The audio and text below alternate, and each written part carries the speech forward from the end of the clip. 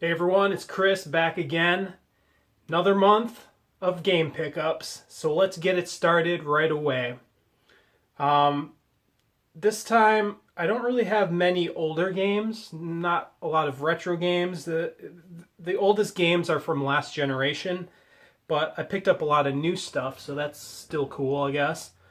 Let's get it started. So first, we'll start with Switch. This is one I got the other day.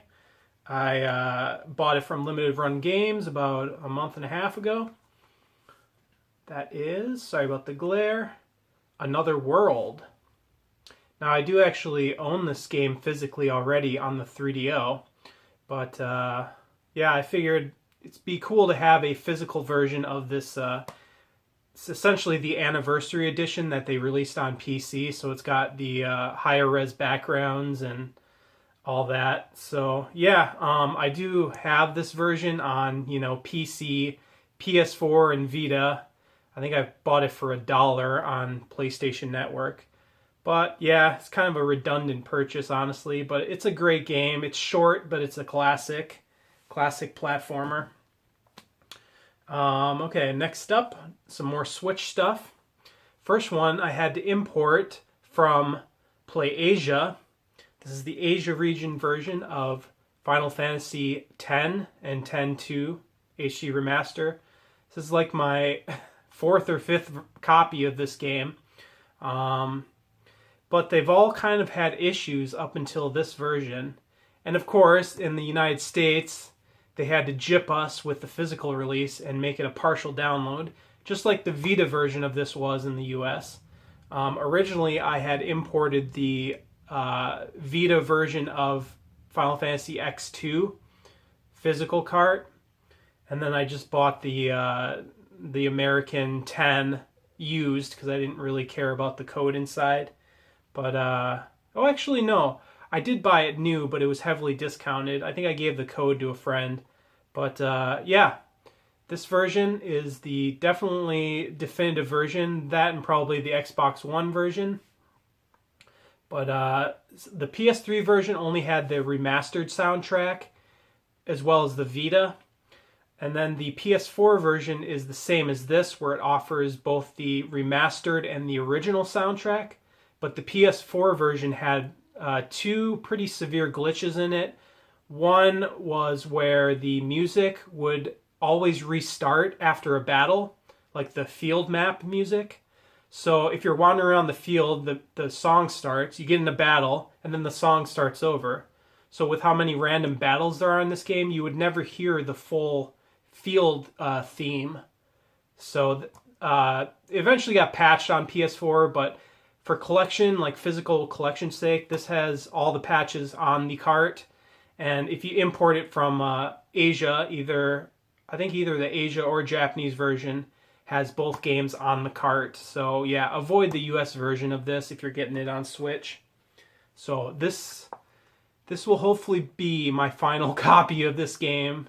I mean, I have it on PS2, PS3, Vita, PS4, and now Switch. So yeah, 5 copies. I don't know if I'll ever get it on Xbox One or PC, but all right, next up, one I was able to buy in the US, another Switch game, and that is Final Fantasy XII. This one is full physical on the cart. I actually have the PS4 version of this, but this has a few extras over that and some bug fixes that still haven't been fixed on the PS4 version. Notably, I think a character or two has static hair, so the hair doesn't blow in the wind at all. But they fixed that in this version. They added some new features. I believe, oh yeah, now you can switch your job whenever you want. So you can reset your license points and choose another job. You get all your license points back. I forget, I think, oh yeah, this has some extra Gambit layout slots that you can use. I'm not sure what else. And just having this portable as well as Final Fantasy X, which I did have on Vita portable, but 12, this is the first time it's portable, and yeah, it's a really good game for portable, honestly. I mean, you can grind out some levels or some monster hunts, in a small session, then put the Switch into sleep mode and play it later. Technically, it seems kind of lazy with the Switch version. I believe docked it's 860p or something like that, so it's below 900p. And then portable, it's like 544p, basically the Vita resolution. It might be 600p actually, I'm not sure, but it's not even 720p portable. So honestly, at first I didn't really notice, but then when I knew the resolution numbers, I kind of looked at it closer. I'm like, yeah, that does look kind of below HD, but on the small screen, you know, it's okay. And it's pretty awesome to have this game portable, to be honest. I've grown an appreciation of this game that I didn't have during the PS2 generation.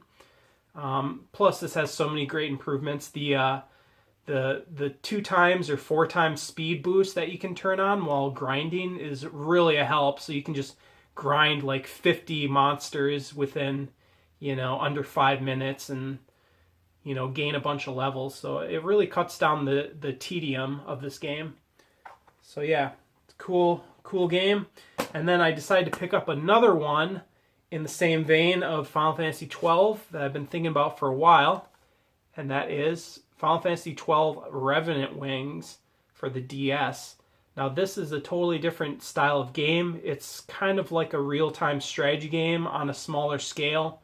So it's not like, you know, obviously vehicles and stuff like that. It's just like different classes of characters that you use the touchscreen just like a normal RTS to highlight them and direct them around the battlefield. But it's smaller scale, you know, it's a small group of fighters fighting monsters and stuff. And the story takes place after Final Fantasy XII. And I believe, so the overall world in the Final Fantasy XII series is Ivalice, which is originally from Final Fantasy Tactics. But I believe Final Fantasy XII and Revenant Wings are before, like a couple hundred years before the events of Final Fantasy Tactics. Which is kind of odd because there's a lot of like high technology in this. So it's kind of like how the Star Wars prequels were, where everything seemed like higher tech than it is in the future. So that's kind of weird. But it seems like a cool game. It's not like the best ever, but it's probably like a 7 or 8 out of 10. I got it for about $24. Brand new, by the way. It was sealed. All right. Getting a lot of RPGs here. Here's another one that I've been thinking about for a while. I have this game on Xbox 360, but I picked up the PS3 port of Eternal Sonata, which has a couple extras over the 360 version. I believe the main ones are a new character and probably, I think it has a new dungeon maybe or something. It has some new cutscenes as well that I noticed right off the bat during the intro. But yeah, I grabbed this at, I think, GameStop for probably like $15 or so. My friend Vampire Mike from Sega CD Universe let me use his GameStop discount, so I got this and some other games I'm going to show for cheap. So thanks to him for that once again. He's always a generous dude. So yeah, glad to finally have the PS3 version of Eternal Sonata. It's a Bandai Namco game. I think it was made by Team Crescendo, I think it's called, or something. I think it's a mix of people from the Tales of series and another group. But yeah, it's a very good RPG. Despite the anime aesthetics, it does have a really serious story. It's about Chopin. As he's dying in bed, he's kind of dreaming up what's going on in this world, I think.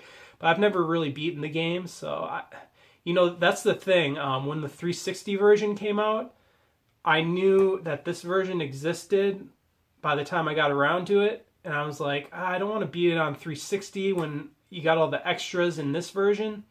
Kind of the same way I felt about Tales of Vesperia. When it got the upgraded PS3 version in Japan. So hopefully I'll finally get around to beating this. I've got a huge backlog of RPGs to get through. It's pretty daunting, like hundreds, maybe 1,000 hours or more. Okay, so we're getting down to the last system here. All PS4 games coming up. So we'll start with the first one here. One I picked up used at GameStop. That is Assassin's Creed Origins. This is one I wasn't sure I wanted to support on day one. I'm kind of glad I didn't, because the new Ass Creed games have gotten kind of woke. So yeah, luckily I bought this used for around $20. Plus the fact they whore out the DLC so much in this series now. You don't want to pay full price. So you're paying $60 and then, 30 or 40 for a season pass. Sometimes the season pass goes on sale for like $25. But if you think about it, you should pay like $20 for a game with that much DLC. That way you're paying, $40 or $50 total once you get the season pass.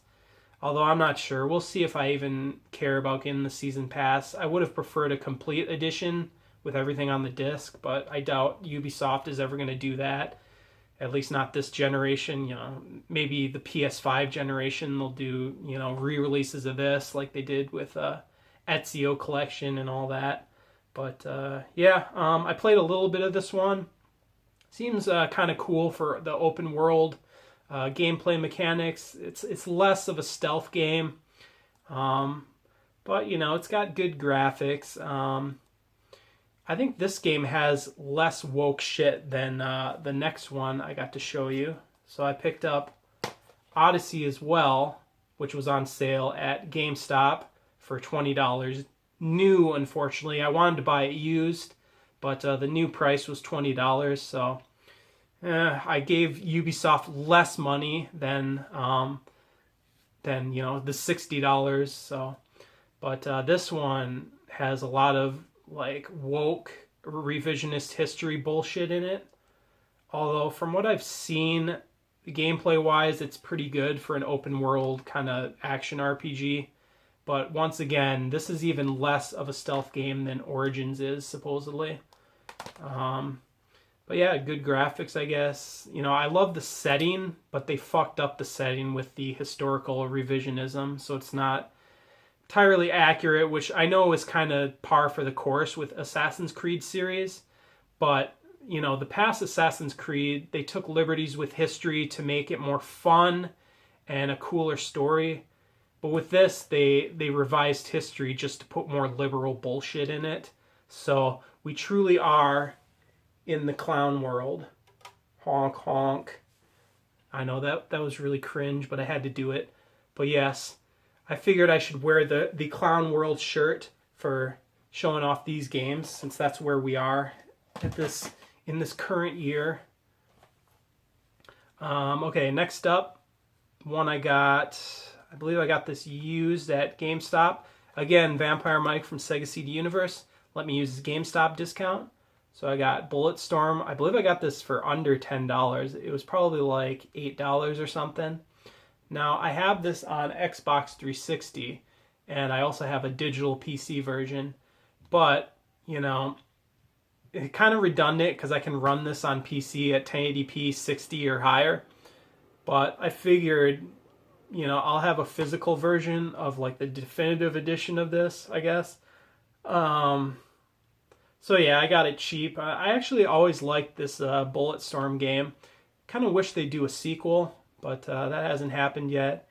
This was a better, over-the-top shooter, kind of comedic, kind of like Duke Nukem, which ironically they have Duke Nukem in the game, but it's DLC, where you can put Duke Nukem in this version, where you play as him. But it's just Duke Nukem going through the motions of the same characters. So it kind of comes off as disconnected. So I don't know if I'll ever buy that.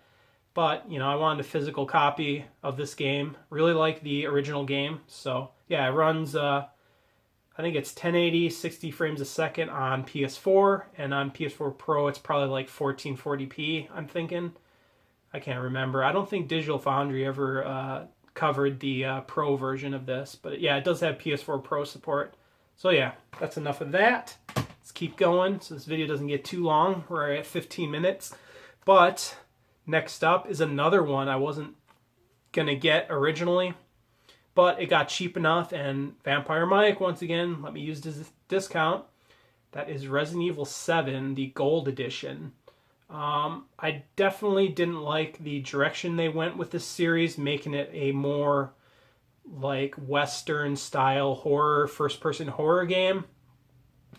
But, I bought it for, I believe I got this for maybe $18 or something. I'm pretty sure it was under 20, maybe it was under 30, I can't remember.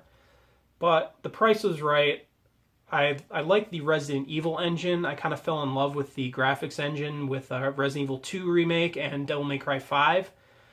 But so I thought, okay, I'll finally try this game and see how it is. So I did beat the campaign. I will give it that much. It did hold my attention. I beat the campaign in like 2-3 days, and I played some of the Not a Hero Krist expansion, which unfortunately is not on the disc. That's the one thing you have to download, but it's free to download. But it's got the other expansions, the banned footage and End of Zoe expansions on the disc, so that's good. The only thing is that it has some technical issues. What I've heard, this might be isolated to the PS4 Pro as well. There's a lot of like texture loading issues where you'll look one direction and the textures will load up over there. Then you look this way and they're all blurry again, and then they load up. And it just happens over and over. It's like some sort of streaming issue. But gameplay-wise, it was actually really good. It does feel a lot like classic Resident Evil as far as the gameplay mechanics. But it's just the atmosphere and the story just feels like a Western horror game. It doesn't feel like much to do with Resident Evil other than the gameplay aspects. And the first person, I'm not really a fan of in this series. I like first-person horror games like Condemned, Criminal Origins, or Condemned 2. Those are good, but for Resident Evil, I want a third-person game. Ideally, I would want, the static third-person camera angles, but I'll take an over-the-shoulder view like Resident Evil 2 Remake had. But, this is a good game. It's just, it doesn't feel much like a Resident Evil game, other than maybe the very end of the game, they kind of shoehorn in some Resident Evil connections, but I need to play the other expansion still, and I have to beat the Not a Hero Krist campaign. But the one thing, the Not a Hero Krist campaign, it has more of that Resident Evil action-y style, like the 4 through 6 style, where you can, shoot a guy and then run up and melee him, stuff like that. It's more shooting and stuff.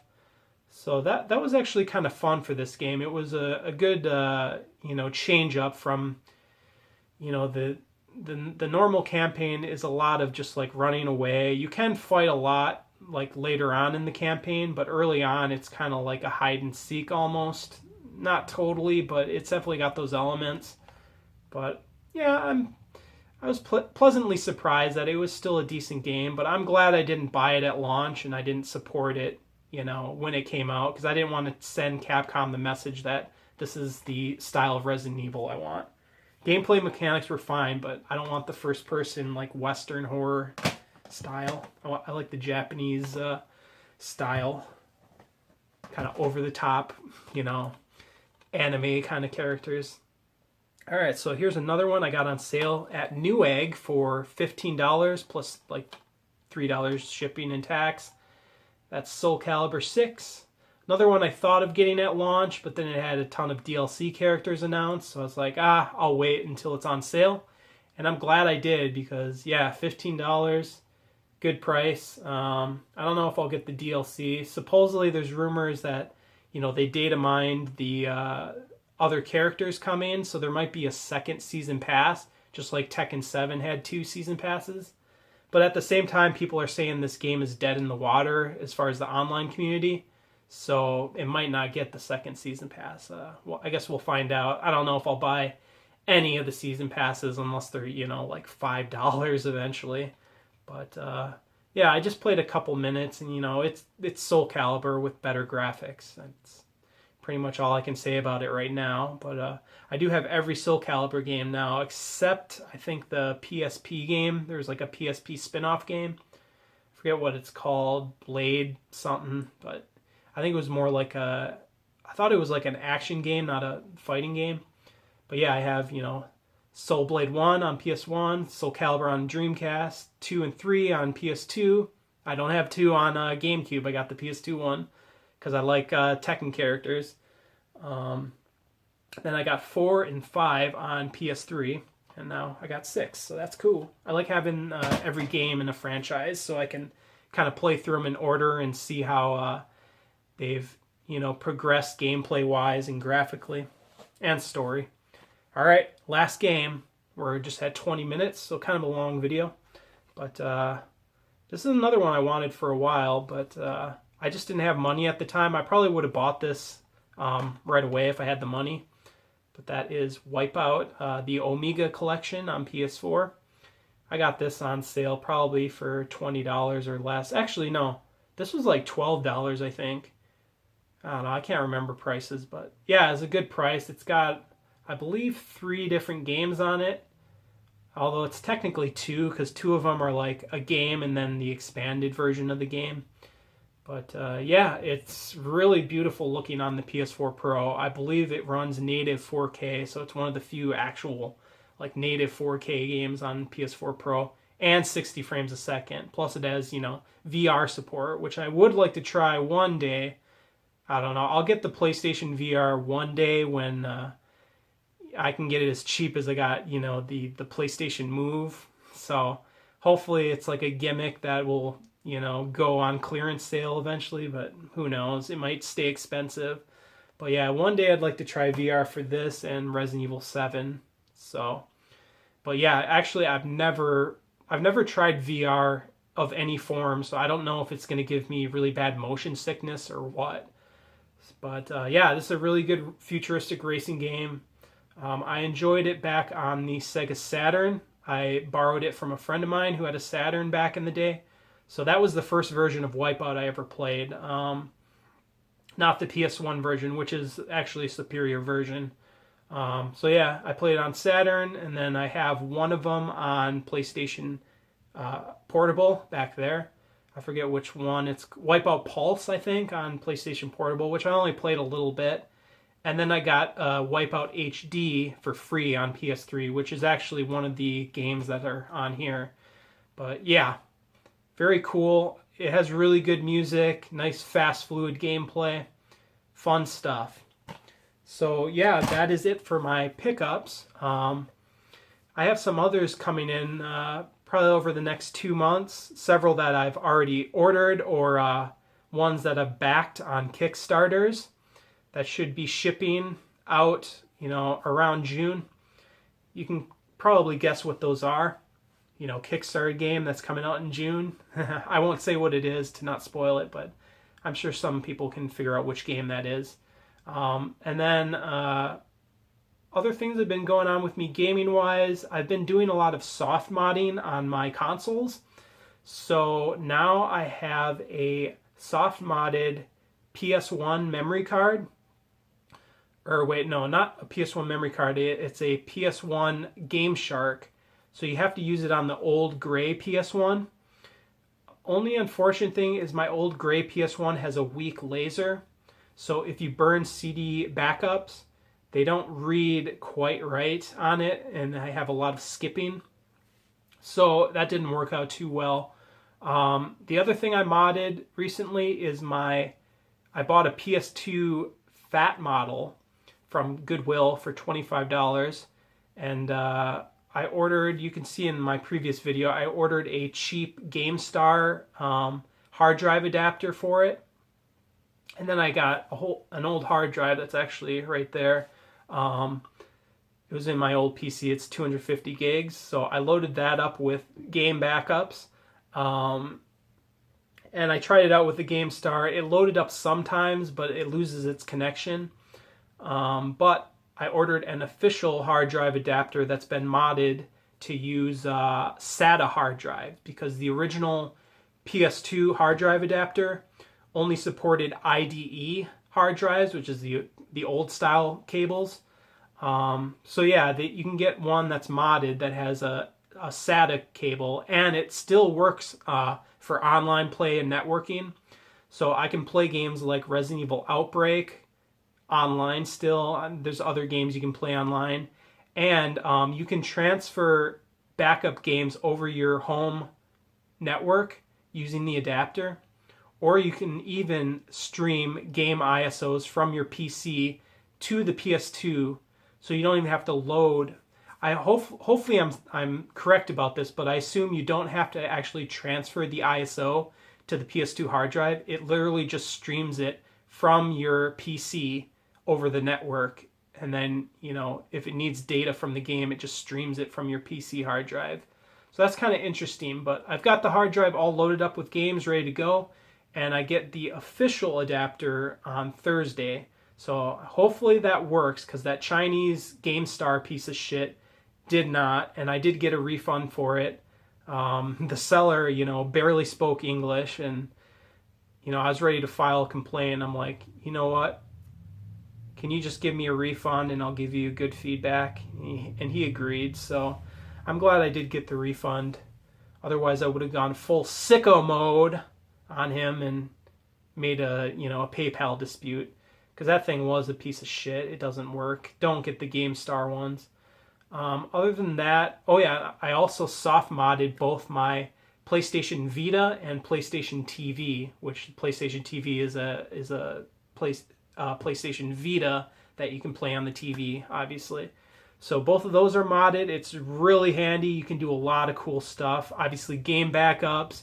You can overclock the CPU and GPU for better performance. You can even do graphic mods where you can increase the resolution, the frame rate caps, anti-aliasing, stuff like that. It just unlocks a lot of features. It allows you to play any game on the PlayStation TV. Originally, the PlayStation TV didn't support all Vita games, so that's cool. You can do PS1 and PSP games, so I can just grab any of my PSP games and back them up on my PC and then transfer them over to the Vita. So that's really nice. It was stupid that you had to rebuy all your games on the Vita if you wanted your PSP games on there. And you can even load PS1 and PSP games that aren't officially supported on the Vita. So a lot of cool stuff I've been doing with it. I've been, putting translated Japanese import PS1 games on there. Tales of Phantasia English version.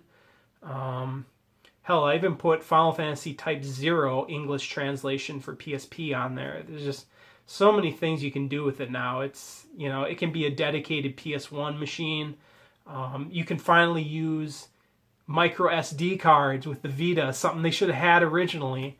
So you can bypass their stupid proprietary memory cards. Still, fuck you for that, Sony. I do have a 16 gigabyte official card, but I think at some point I'm going to get a 512 gigabyte micro SD for it and just load that baby up with PS1 and PSP games. It's going to be my ultimate PS1, PSP, and Vita machine. So very cool. I would highly recommend doing that mod soon. There's a new soft mod that lets you bypass the newest firmware. It just came out, but Sony will probably patch it soon. So if you're thinking of doing that, you better do it sooner rather than later. But yeah, that's what's been going on with me. I'm looking forward to the Kickstarted games that are coming. I should have maybe 5 games by my June video. But I always say that, and then I get a few more. But really, I've cleared a lot of stuff off my backlog, or my wish list. And definitely not my backlog. Oh, God, my game backlog is embarrassing. So, all right, well, 30-minute video. I guess I've been long-winded enough. Other than that, workout-wise, I took a 2-week break from lifting because this shoulder here has been kind of stiff and sore.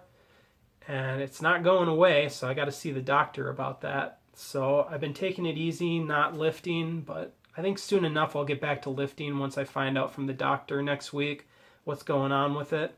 So yeah, other than that, thanks for watching, guys, and I will see you on the next pickups video.